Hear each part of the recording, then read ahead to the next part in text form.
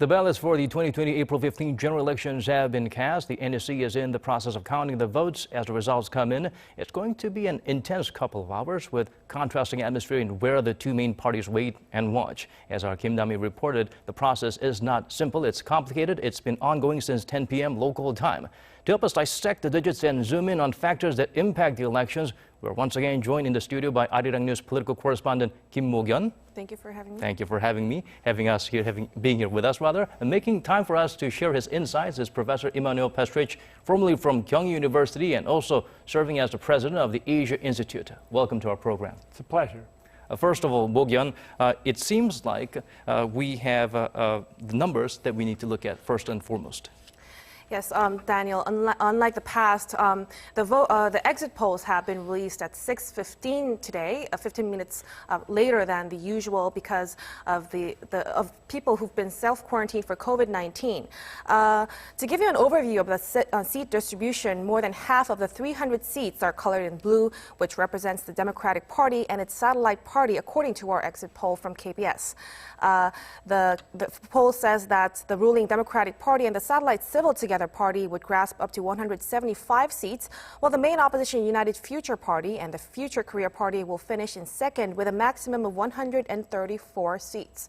As for the highly symbolic Jongno, where key political heavyweights are elected in South Korean history, more than 56% of the votes have been counted, and the ballots show ruling Democratic Party candidate Lee Nak-yeon taking the lead with more than 60%. Much attention has been focused especially on the district, as both candidates have served as prime ministers of South Korea, and the winner of the district has been widely considered to have a higher chance to presidency. If the final results turn out to be similar with the exit polls, the distribution of the seats in the 21st National Assembly will be similar to the 20th National Assembly, where the ruling party had the most seats.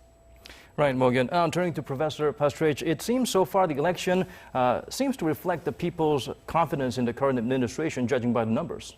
Absolutely. It seems that we have a general positive response to the ability of the current administration to respond to the challenges of COVID-19, and in fact, internationally has received much praise. We had just an article yesterday in the New Yorker in which Korea was praised as being an advanced country, and it was contrasted favorably even with the United States in terms of its policies.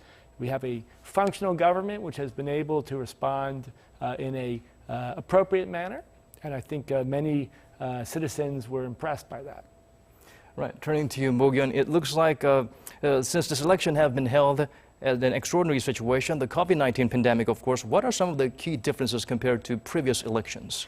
First, as part of efforts to contain the spread of the virus, for the first time, the National Election Commission has implemented various measures, such as making voters wear masks and gloves and making them stay at least a meter away from each other. Also, the passage of the Electoral Reform Bill last December, the legal voting age in the country was lowered from 19 to 18 for the first time in Korean history.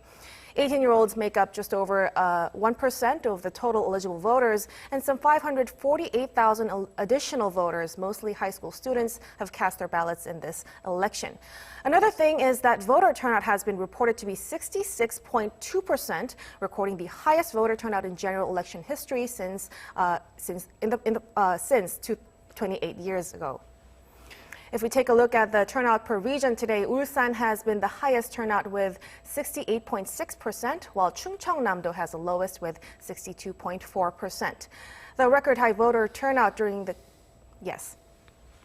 Right. We are seeing, of course, as you mentioned, record high voter turnout in the early voting period as well. Professor Pastreich, these are impressive numbers on the early voting as well as election day or voting day itself.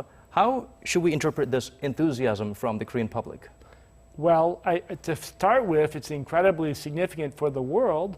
This is the first major election since the COVID-19 crisis, and we've seen enthusiasm among ordinary citizens for the political process and for participation, not the discouragement we've seen in other countries concerning politics and government, and that, I think, is an extremely positive aspect of the Korean response. And I think it's a continuation of the coordination between government, NGOs and citizens in the response to the crisis over the last few months, in which we've seen a remarkable degree of sort of harmony in the relationship between citizens and government. Right. Turning back to you, Mok-yeon. Speaking of voter turnout, initially there were some concern about the figures, how it could be affected by the COVID-19 pandemic. I mean, if you look at the overseas voting population, there was only half of them able to cast their ballots. Yes, like you said, since early April, concerns have been raised over the impact of COVID-19 on voter turnout. The National Election Commission canceled overseas voting in 65 diplomatic missions in 40 countries for the first time since the system was first introduced in 2012. This meant only half of the nearly 172,000 eligible voters were able to cast their ballots. Koreans in the U.S., the U.K., France, Italy, and many other European countries were unable to vote. Right, impressive situation here in South Korea, setting the pace for the rest of the world to follow. Speaking of which, Professor Pastreich, efforts to raise voter turnout has been ongoing. They've been pulling out all the stops. South Korea has become the first in the world to carry out elections during this very difficult time. What are the critical takeaways for the international community as they watch this process?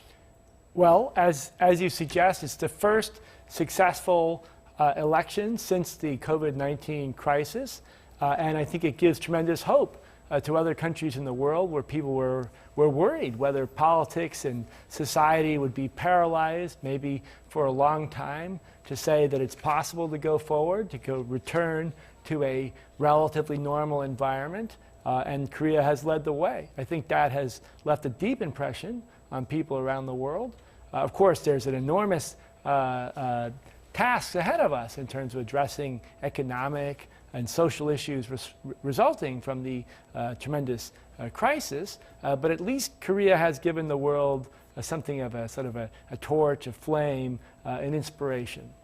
It's always not easy being the torchbearer, but an honor as well.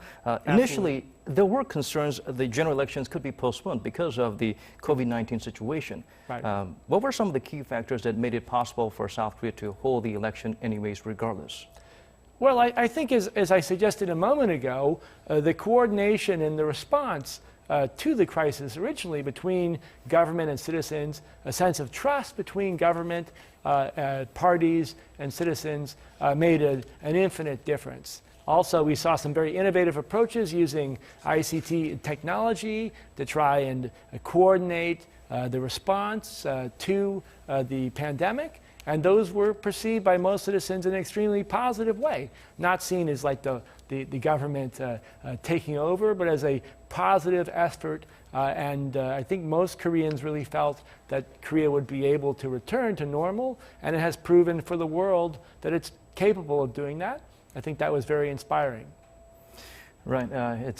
It's a very difficult time, but during these times, sometimes you find certain countries or individuals that fight harder with their backs to the wall. Absolutely. Absolutely. Turning back to you, Mok-yeon, now the votes are being counted. So when are we expecting the final results to come out? Well, the National Election Commission says the outline of which party won how many seats in the local district will be revealed by 2 a.m., but the vote count is expected to be completed by 4 a.m. on Thursday. Counting for votes for the proportional representation system, meanwhile, will likely be finished at 8 a.m. due to the extraordinarily long 48.1 centimeter PR ballot paper and because of the complicated calculation method based on the 50% mixed member proportional representation system. The final results are expected to be announced on Thursday afternoon.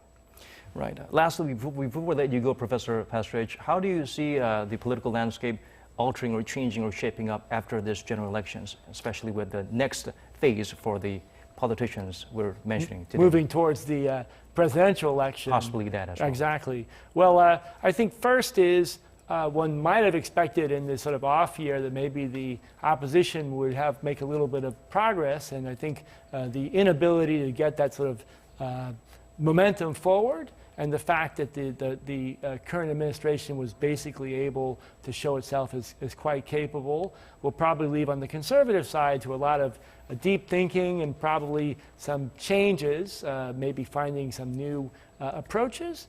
We also, I think, should note this election is unique in that North Korea or North Korean threat was not highlighted, that it was focused on domestic, economic, and of course, health issues. And so it's a little bit unusual in that respect, perhaps suggesting new possibilities in terms of Korean politics. In Na-young, you mentioned, in Chongno, district, has shown himself, I think, as a very effective administrator and politician, and very wise, I think, too, in the way he was able to sort of keep back in the background under President Moon, but then show himself in his capacity here. So I think he's the person to watch. But there's still plenty of room and plenty of challenges as the administration will be facing considerable economic and social complexities in the year ahead. Right. We will see more interesting developments from here on. This is not the end. This is a midpoint, we suppose, for the political arena and those involved. Thank you so much for coming in today, Professor Pastreich. We appreciate your insights. And Mok-yeon, thank you so much once again for being here with us throughout this session. Thank you.